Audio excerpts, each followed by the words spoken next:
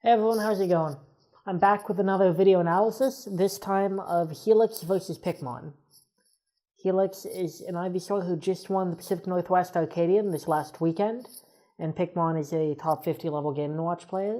So I'll be looking at it primarily from Helix's perspective, because I've never played Game & Watch, and he's the one who asked me to go over the VOD, unlike the last video where it was actually the Moth player who asked me for the review.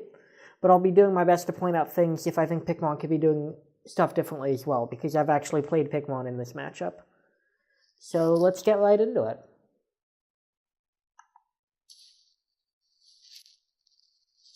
Off the bat, Pokemon Stadium I think is actually a really good stage for Ivy in this matchup because of how fast we want to be killing. That was a super aggressive Nair to start off, which is really scary against Game & Watch at 0. But he misses. That was a lot to break down. So let's go back through that a little bit slower. Is there a way to do... I don't think there's a way to do half speed. So Pikmon misses the grab right here. And then it's the dash attack, and Helix had time to land and didn't. He double jumped instead and goes for the platform wave land, which is good. But because he does the dare stall, you can see the ordinarily wave landing off an aerial is not necessarily a bad decision, but it kept him in the air long enough that Pikmon was able to follow him when he landed, and then was able to get that down tilt out, and now leads to the up B, which he SDIs out of really well.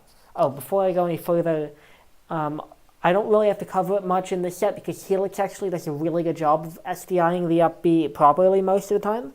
If you're trying to figure out how he's doing that, or if you're struggling against Game & Watch's up B personally, I'll link in the description. Pikmon wrote a really excellent guide on dealing with Game & Watch's up B and how to be SDIing it properly to avoid getting comboed as hard as you potentially could be. So I highly recommend checking that out. So Peter goes for 6 there. This is something that Pikmon and I have talked about. Almost every Ivysaur really likes to try to razor leaf the opponent off the ledge when they're about to tether. And so we've talked about this, is you can drop down and you can up B out, and if you max angle your up B, typically you'll be able to hit Ivysaur while she's trying to reel in, and then you can combo from there and still make it back to the ledge. And so that's what Pikmon does here. He goes for a call out that Helix is going to razor leaf, which is a pretty safe bet for most Ivysaurs. And you can see there's really nothing Helix can do once he throws that razor leaf. He already burned his double jump, so really good edge guard there. I like the down tilt, not a huge fan of the fading in fair. That's what made him trade. If he had stayed in place or faded back a little bit, he would have gotten tipper fair, which is what he was looking for. I like that, fairing over the power shielded razor leaf. In general, there are matchups where Ivy wants to be facing away from the opponent because of how good Bear is. This is not one of them. Fair and down tilt are both really good against Game & Watch, especially Fair for its ability to get you through Bacon, and also for the ability to do what Helix just did right there, which is that Tipper Fair is a great combo starter on floaties and can set up super well for things like up B. Okay, so he's just playing the stage control game, gets another Tipper Fair and up B right there. I don't really like the fact that he short hops something between stocks. He knows that he's not going to have beam that quickly, so typically you want to double heal at least a little bit just to get you another extra %, and then start short hopping once the Game & Watch starts to respawn. So this is interesting right here. When he comes down with that fair, my guess is that he was expecting Pikmon to be grounded when he hit him with the fair and be crouch canceling, which is why he shielded, in case Pikmon down tilted. But instead Pikmon got popped up, and because he was shielding, he lost the opportunity for a follow-up. So let's watch it again. Yeah, you can see there. So he's really doing a good job of approaching with these fairs, but at the same time, fair is pretty crouch cancelable, so there he gets punished and killed for it. So it's a hard game to be playing, but he's doing a pretty good job of handling it so far.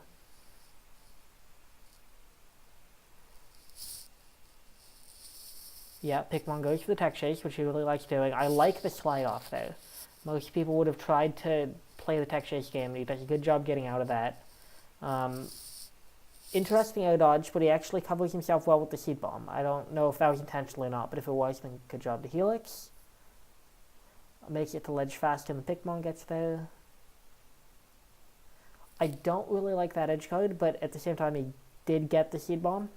Typically, you want to be going for something like failure or down smash, but those can be difficult to time against a Game & Watch who's as competent as Pikmon is, so kind of just took the safer approach where there's no risk of getting punished.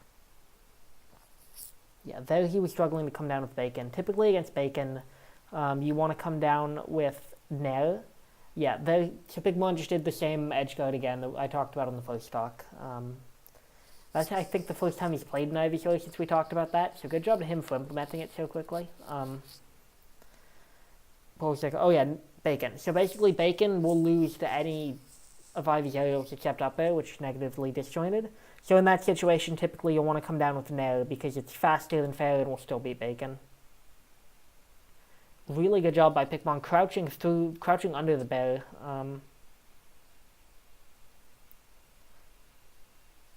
Yeah, right now, that was a good job. He waited to make sure that his up air wouldn't get beaten out by the up B, which is a problem that you'll get if you up B too quickly. I want to go back and look at that jab again, because that jab was interesting. So that was really good. I'm going to go back one more time, and I want you to look. He jabs, and the reason why it worked, I talked a lot in our last set about how you can crouch, or the last set I analyzed where you can crouch cancel and then grab between the two hits of Ivy's jab, because your jab does not link into itself. But that's only true if you're able to crouch cancel an SBI down. And he caught Pikmon here jumping, which is really good because then obviously you can't crouch cancel, and that's why he was able to link that jab too, because normally Pikmon is pretty good about shielding after jab 1. And that's a really good use for Ivy's jab, is because it's frame 2 and it's disjointed, it is excellent as an anti-air when you're at that kind of close range. You just need to be careful about using it against an opponent who's on the ground.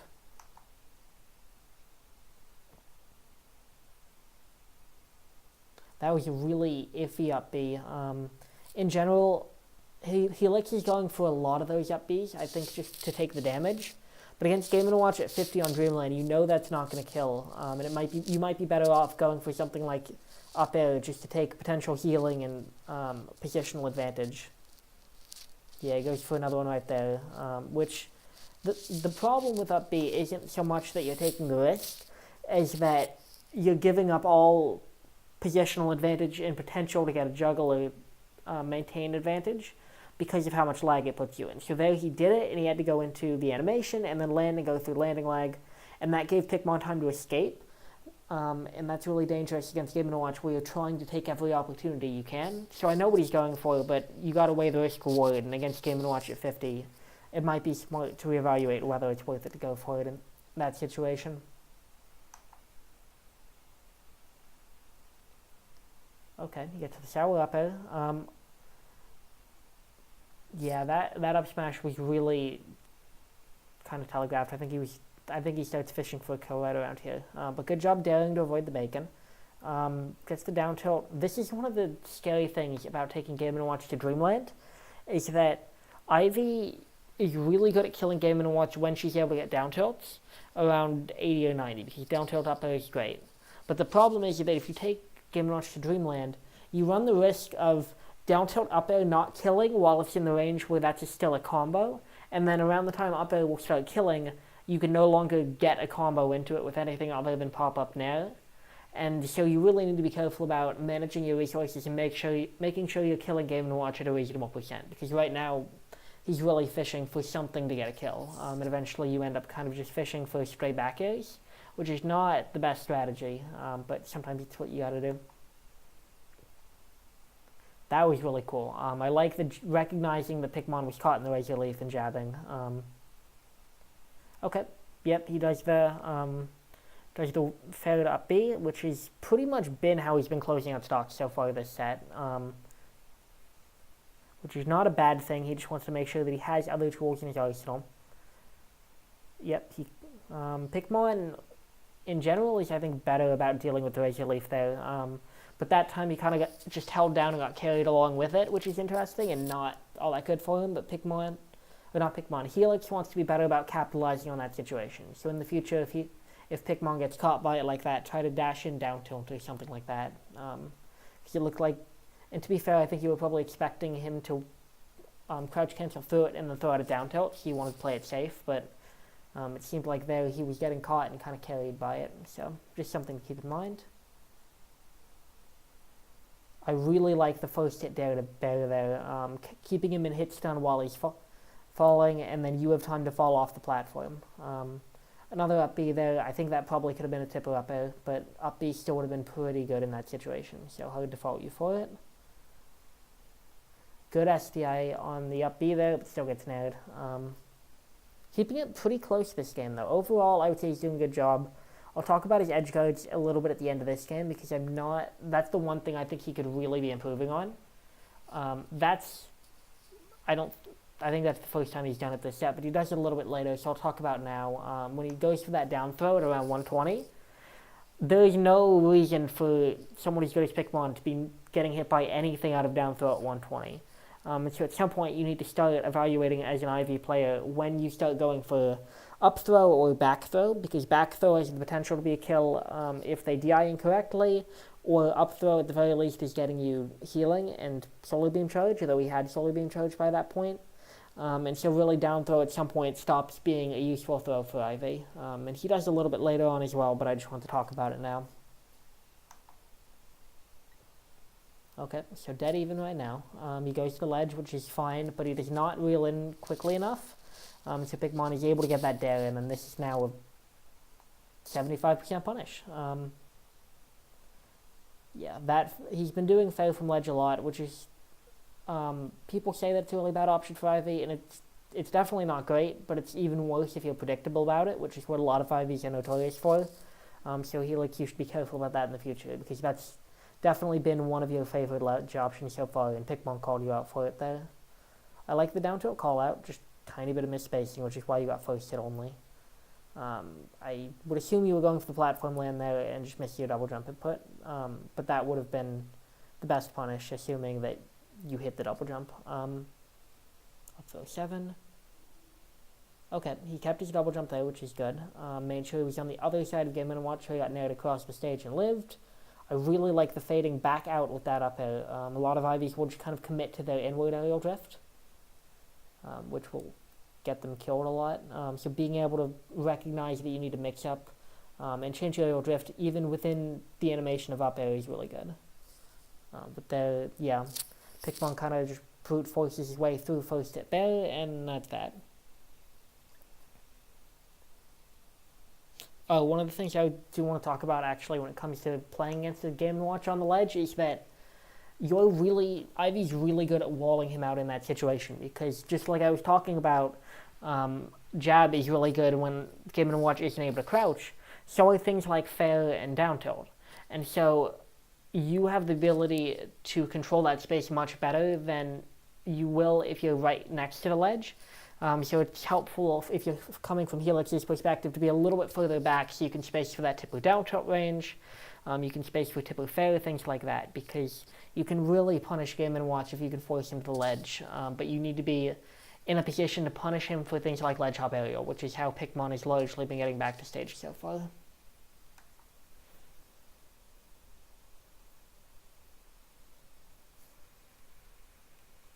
Okay, so they go to Smash Roll, which is not a bad stage. It removes kind of the problem I was talking about where you have trouble killing Game & Watch. That up tilt was really kind of a lazy punish from Helix, just because at that low percent, it won't combo into much, especially with how good Game & Watch is at combo breaking. And in that case, Pikmon actually had time to hit the ground. And then obviously Pikmon not dropping punishes at all this set. That was a clean kill from him.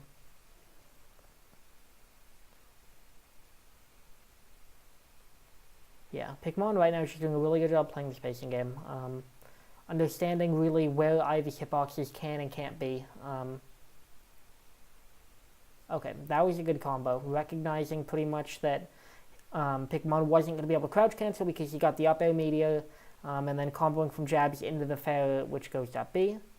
That up B there was a little bit risky, but that one I actually want to go back, because just like I was talking about earlier with the risk reward of Ivy's up B and using it instead of trying to go for a safer combo extension, in this specific situation, you have nothing to lose, because he still gets to the ground at roughly the same time as Pikmon, if not a little bit before. So Pikmon wasn't able to punish him for it, meaning that that's not an issue. That's actually a good time to be going for that up B because the reward is a lot bigger than the risk. Good SPI again on the up B there, but gets caught out by the nair.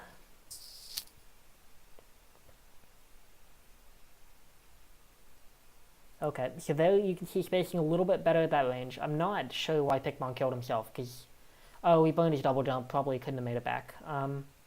Okay, so that I really like.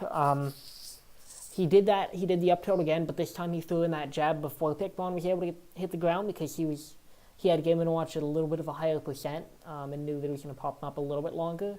And then that jab kept Pikmon in the air just long enough to get another combo extension after that. So you can see, he gets the jab, and then he's able to get grabbed that time.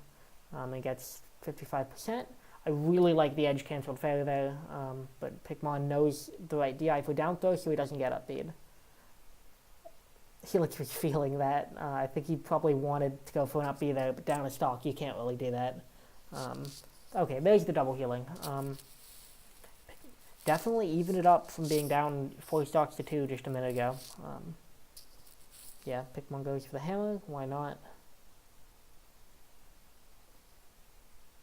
I really, really like that. Helix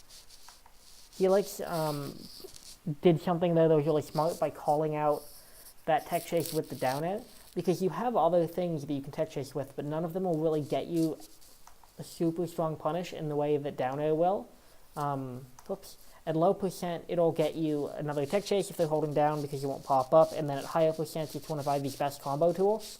The only other thing I would really use in that situation is up air if you're proficient at things like footstool dare afterwards or flop lock, but at that percent, and I don't think Helix does that kind of stuff in general, so down air was a really, really smart choice if he wanted to make the hard call out like he did. Yeah, I like that conversion right there. In general, there have been a lot of times this set where Helix has been struggling to get beam confirms. It feels like he's been getting beam and then holding on to it because he hasn't been able to get it at the right moment, and he doesn't want to use it unnecessarily, which is smart. But so it's really important for him to actually be able to find those conversions as well. Oh, he had the right idea there, trying to dash dance around Game & Watch there, but the landing hitbox caught him, and then yeah, gets up smashed.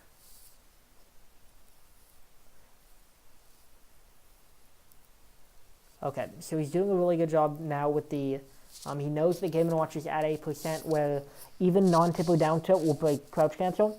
And so what he's doing is he's doing fair and then fading back with that down tilt, so that if Pikmon tries to come out of shield and hit him with it, and hit him afterwards, then he'll still get pushed back by non-tipper down tilt, and Helix maintains advantage state. So it's really smart from him to recognize the fact that Peter's at this percent, and now we can get away with stuff like this. Okay. So now it starts getting a little tricky because down tilt up there is no longer a thing. I think I got to assume that was supposed to be an up B instead of that raise relief, but I'm not 100% sure. I don't like... I respect the fact that Helix is being safe there, but there are edge guards against Game & Watch that he's not using right now, potentially just because he's up and doesn't want to risk anything.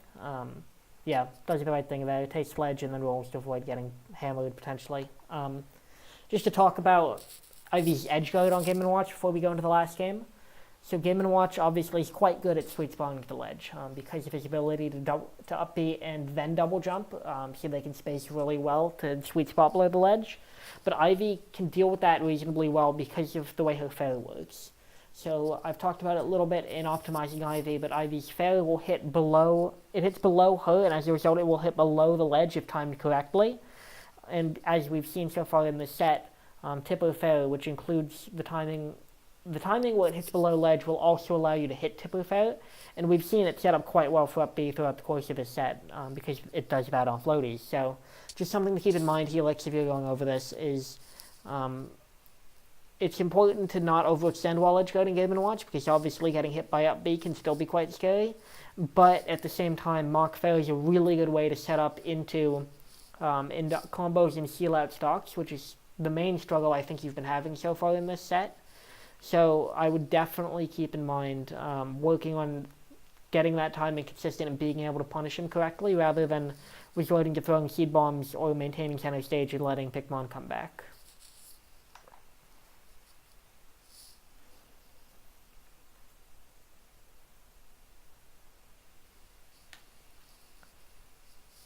Okay, and then yeah, Pikmon takes him to Green Hill, which is a pretty good stage for Game & Watch in this matchup because Game & Watch is dying more or less off the top most stocks.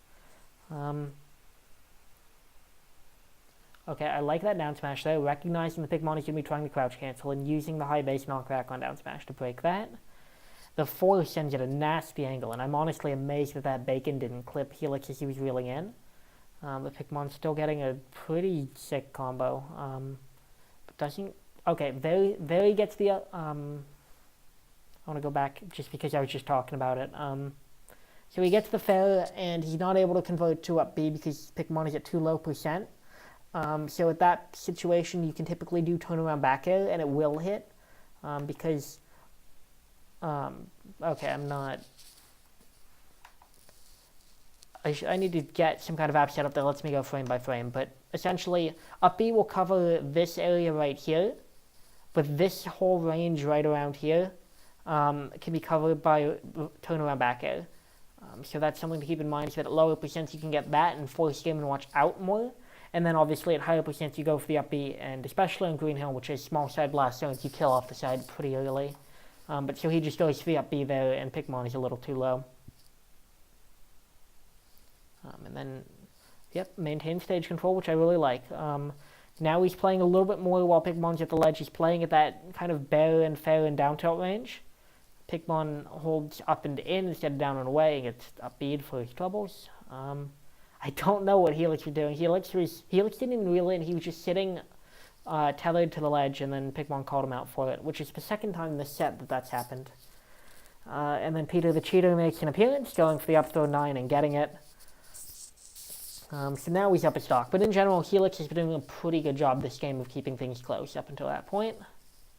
I like the call-out down tilt, recognizing that it does hit a little bit above the ground. It lets him get that.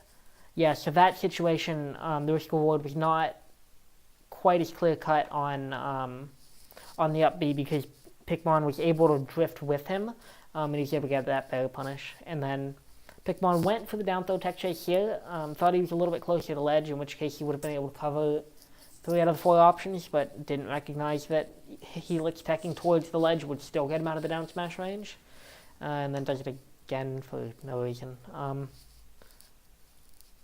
Yep, because the fair tries to get the reverse upwards hitbox of up B and doesn't quite get it.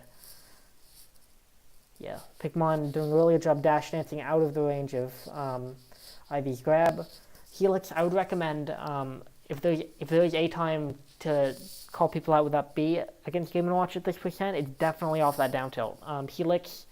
Pikmon DI'd up and behind you, which is why he ended up in the position where he did, but he's still in hit stun. And so you can definitely link that into up B if you recognize the situation correctly.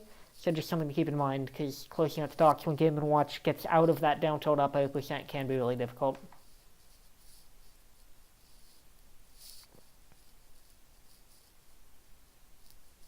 Okay. That was good SDI on the jabs. He SDI'd up and then came down with the nair, and was able to get through and link that into the Sabre up smash, which will still kill. Interesting reverse fair from Pikmon, closing out the stock. Let's see. Yeah, so that, I talked about this with Kala as well. That was absolutely a panic razor leaf right there, where Pikmon was super close, and Helix tried to do jump back, B reverse razor leaf, coming back in Pikmon's direction, but because of how close Game & Watch was, he just got, I think, grabbed for it. But he got punished for it pretty cleanly. Yeah, got grabbed. Let's see. And then, yep, Pikmon keeps him in the air. Good job using the nair to beat him out there. And then doesn't get 9'd, which is nice. And avoids dying to nair off the top. Okay, so that time he's a little bit over ego with the fair, does flank the bacon, but also ends up close enough to Pikmon that he could have gotten punished. Pikmon, I think he's just kind of doing whatever he feels like right now, but good punish Very good punish from Helix. Yeah, in general, that was good. I want to go over how we ended it after that down air.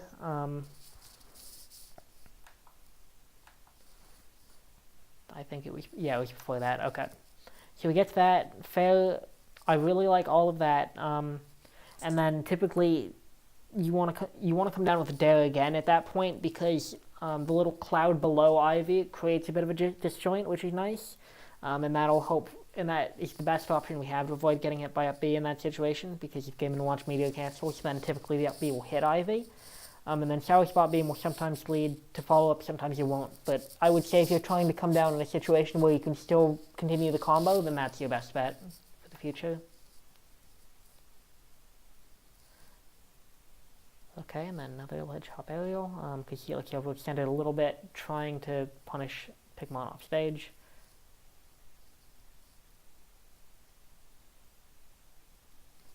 Yeah, and then they get called out. Pikmon just jumps over the down tilt and fails him. So in general, I would say the takeaways from that match are, from Helix's perspective, you have super good spacing with fair, which is what you're supposed to be doing in that matchup.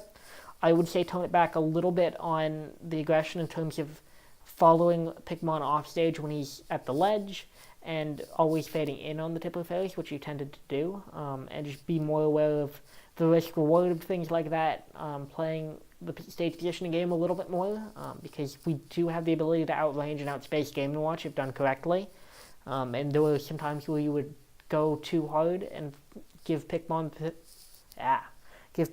the ability to make it back safely to a neutral stage or even an advantage state, which isn't good. But other than that, your defensive game was generally pretty good. The only thing that really happened that I would say to work on, and you addressed that pretty quickly in the set, is he was calling you out game one for your Razor Leafs by using the up B for that edge guard, and then you stopped doing that, which is good. Other than that, yeah, I would say you generally did a pretty good job. Maybe work a bit more on beam setups, because you definitely, I think I only saw one actual beam kill in that set, maybe two. But there were a lot of times where you had beam and weren't able to get a confirm to it, or at the very least didn't go for a confirm speed you had to it, because Tipper Fair will lead to beam a lot of the time when he DIs in a way that makes you unable to get up B. And you can also get it out of things like Sour Dare, which I saw set up for in that last game. So just generally speaking, trying to work on getting earlier kills, because obviously like we just talked about in this set, it can be really difficult for Ivy to close out stocks once Game & Watch gets above 110 or so. So just things to keep in mind, but in general, I would say, and definitely edge guards. There were a lot of times where you retreated to center stage and with those seed bombs and Razor Leafs, and it felt like you were kind of just going, it's better safe than sorry. At least that way you aren't giving anything up necessarily and you're retaining stage control, which is not a bad approach, but you can be getting more out of it and you can be closing out stocks if you're able to get your edge guards consistent. So just something to keep in mind as well. I think that would be the sign that it is time to stop with this video. But thank you to everyone for watching. Hopefully you enjoyed it and found it useful, and I'll see you next time.